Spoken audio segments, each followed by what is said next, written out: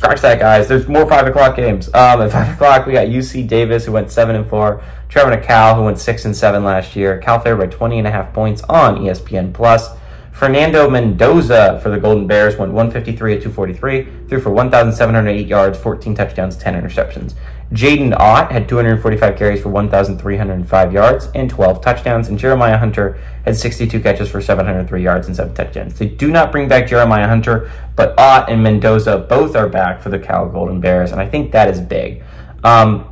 Mendoza actually showed some things late in the year. He played some really good football, and he was a reason why they got to 6-6 and into a bowl game. Now, they did end up losing that bowl game, but Cal actually wasn't that bad of a football team last year. They were solid. They weren't great, but they were solid. Jaden Ott's a beast, and I think if they're going to win some games in the ACC this year, which I think, by the way, I think it's going to be a very tough conference this year. I think there's a lot of good football teams in the ACC. I don't know if Cal can get to a bowl game, but if they're going to get to a bowl game, Jaden Ott is the reason why. Jaden Ott is an underrated back that not a lot of people are talking about, but they absolutely should. Jaden Ott is a beast of a running back, and if you have not treated yourself to watching this kid run, you should do that immediately. He is a phenomenal runner. It is a lot of fun to watch. If you have not taken the time, you should absolutely sit down and watch Jaden Ott run a football. UC Davis went 7-4 last year. Wasn't a bad FCS team by any stretch of the imagination. They were solid.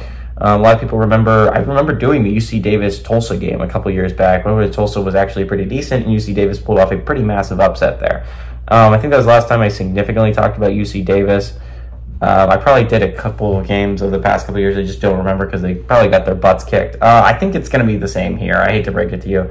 Cal, despite all its flaws, is a Power 4 football team, and this is a UC Davis team that isn't like Sacramento State last year, or it's like South Dakota State, or it's like North Dakota State, where it's like a top-tier FCS team.